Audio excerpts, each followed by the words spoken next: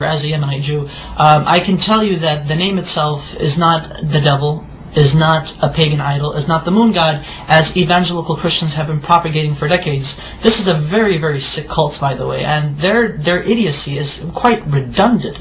I mean, I can't even imagine if people would actually teach themselves these things and flatter themselves with these things, and at the same time claim to support Israel, when in actuality in Israel we say Allah, we say Yallah, we say these terms, these phrases are understandable to our understanding, that they are not in any way, shape or form to what they say, to what evangelical Christians say is basically the devil. No, we understand what the name Allah means, what it signifies. Take the dictionary of the Hebrew language. I take the dictionary and I actually took the name of God, which is, through etymology, is the three letters Aleph, Lamed, Veh.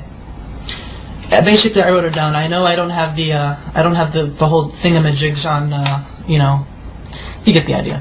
So basically, Aleph, Lamed, Veh. This in Hebrew means, well, see, that's the thing.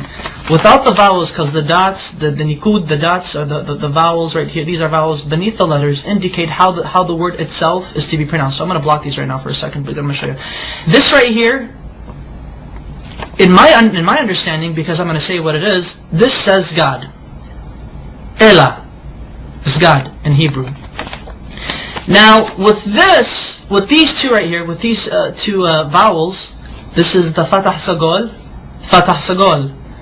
This would indicate that this would turn the word God, which without these vowels it would be God, Elah. Now it would be Olo, Olo.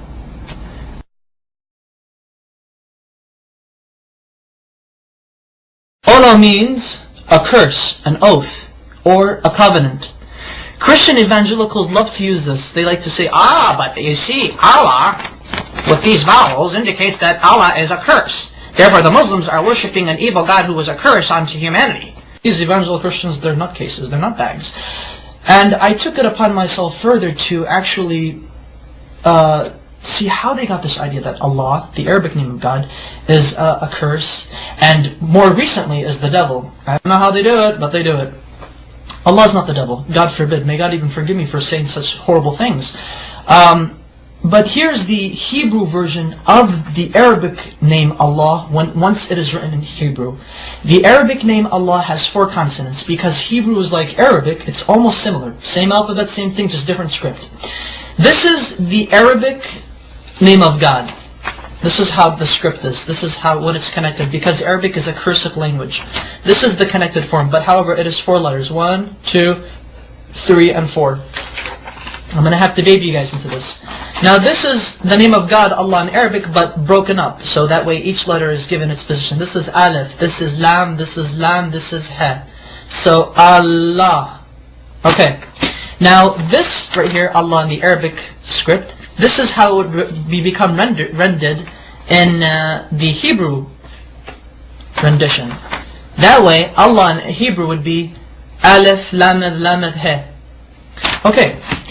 Now, how do we get this? Which this right here is, this basically means cursed. And the only reason why this means is cursed because of these 2 vowels.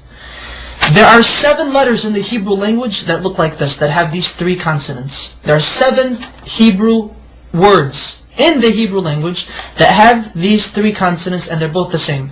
How do Hebrew-speaking Jewish people or non-Jewish people know? How do they differentiate? How do they know when a curse means a curse and God means God? Because this right here, without the vowels, this literally means God. This right now I'm just God. This says Elah, Elah.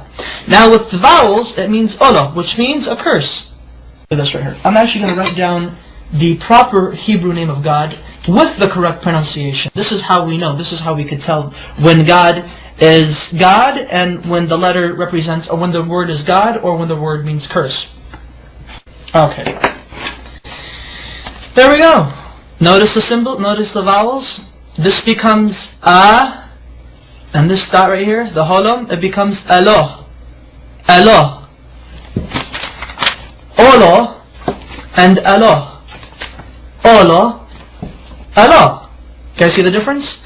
This right here, though they have the exact same letters, Exact same letters. Everything is rendered the same thing. However, the use of vowels in the Hebrew language allows us to make distinctions between the understandings of what the words mean, what they imply. This may mean curse, but this at the same time may mean God. Okay, that's fine. In Arabic, God can also be written without using two L's. So it could actually be Alif, Lam, Vahe.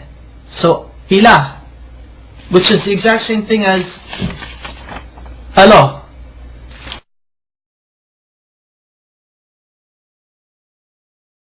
Their understanding of how they approach God is exquisitely the same.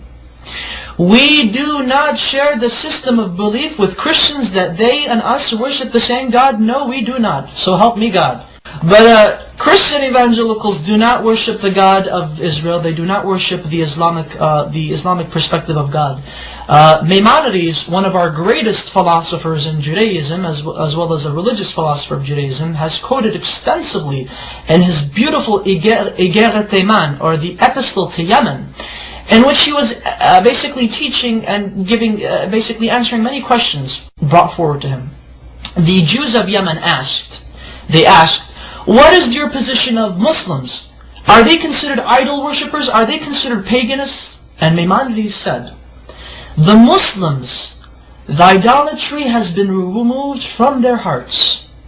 A Muslim does not know idolatry, he does not know paganism, he has no form of whatsoever of any grain left in his heart. Therefore it is permitted unto a Jew, when he enters a land where he cannot find a synagogue, that he is allowed to pray in a Muslim mosque. He's okay, it's fine, it's okay. Hey, I can go to a Muslim mosque and pray if I have to, if I can't find a shul. However, Maimonides says, be careful. If a Jew enters a land where there is no mosque or a synagogue, then he is forbidden to enter a Christian church if there is one. Do not pray in a Christian church.